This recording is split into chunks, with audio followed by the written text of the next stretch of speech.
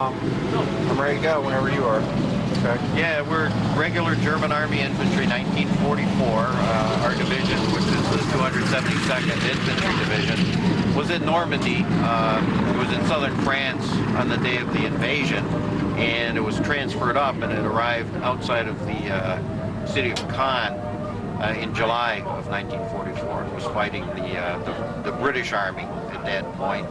And all of our equipment is designed after what the infantry division would have had at that time.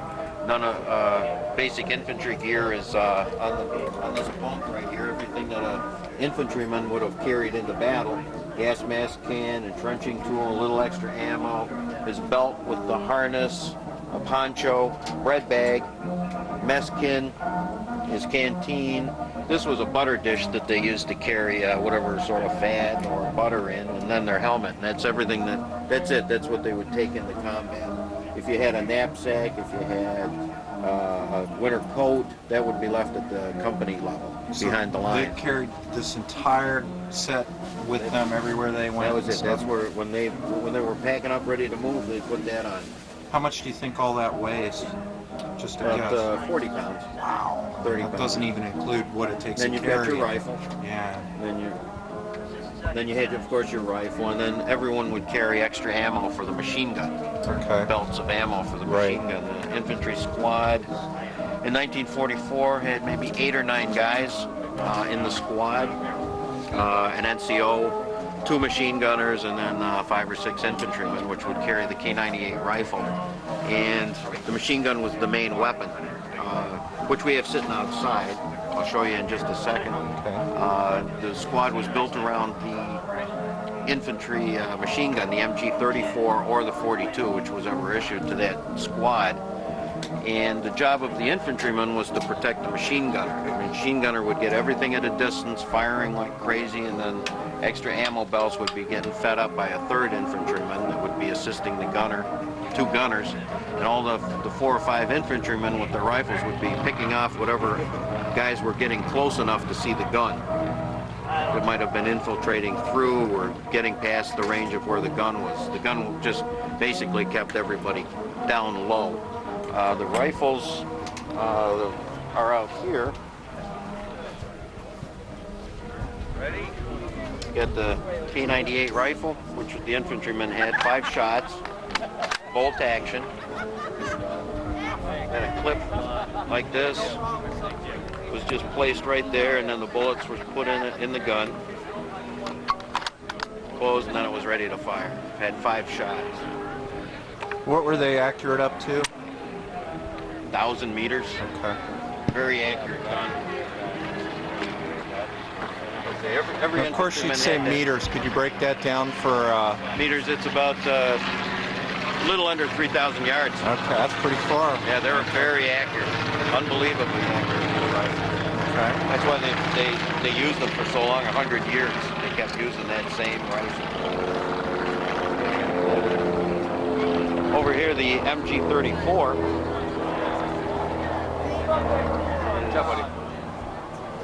The basic squad level weapon.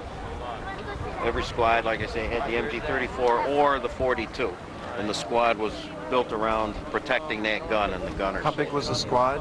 Anyway, in 44 it was 8 or 9 guys. Okay. Early in the war, 39, 40, it was 12. Okay. But they kept reducing the size of the squad because of manpower, and then the number of squads in a platoon were cut down from 4 to 3 to allow for the loss of manpower as the war went on. Infantry walked everywhere. They weren't motorized. The grenadier divisions would have the half tracks. That was the motorized infantry, which would have a little extra equipment, but the bulk of the German army was infantry. 80% of it was just, that was it. They were walking everywhere that they went. The half tracks, the trucks, anything like that would be more for supply. Half tracks were the grenadiers, and then you had the tankers with the motorized, which was rare in the German army to be motorized. Horses and foot power was, like I say, 80% of what was needed. Were they didn't still have to using transfer. horses toward the end? Mm-hmm. Okay. Yep, everything was horse-drawn. Okay. All the artillery in the division was Wow. horse-drawn. Very few tractors would be pulling some of the larger guns, but infantry, 80% of the Army, they walked or had the horses. What And then the about other 20% was the grenadiers and the armor, which gets most of the movie press and which people are really interested in the vehicles, but that wasn't the bulk of the German military. What about pay scales and things like that? Was a German soldier reasonably well paid, or were they just Very- kind of thrown out there? It was And very low Okay. low at the time. You'd get, they kept track of it, and everyone carried identification. Whenever you would be asked for, military police would stop you, they'd say, "I want your papers, please." The old joke, and it was, this right here was your identification papers. It's called a sold book, which translates to pay book. And it was in here that your pay was listed when you received it every 3 or 4 months. And you didn't get much more than 10 marks as an infantryman per month. And most of that would get sent home. And it was all recorded in here, had your, it would be stamped in here if you were on leave, if you went to the hospital, if you were wounded, if you had your rifle, new equipment was being issued to you. Everything went into this one book, which was called a pay book, but it was really your identification. It had your photograph and stamps in there, which the military police would, if they stopped you, they would look at this to see if it had the 2 proper stamps, to see if you were where you were supposed to be. were most infantry soldiers conscripts, or were they actually volunteers? No, the bulk of the German army was drafted. Okay, even in the beginning? Yeah. Okay, Yep, they were all drafted. They had to serve. okay. They didn't have a choice.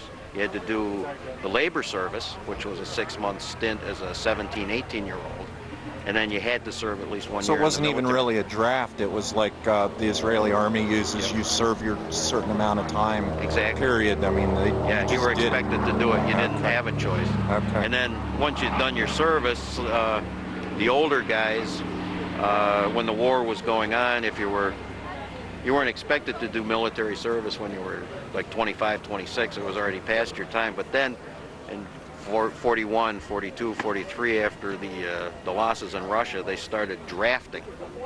You'd get a letter saying you have to report, Okay. and you were drafted at 26, 28, and then they kept raising it to the 30-year-olds. Thank you, sir. Have a good weekend. Down here. Look, look at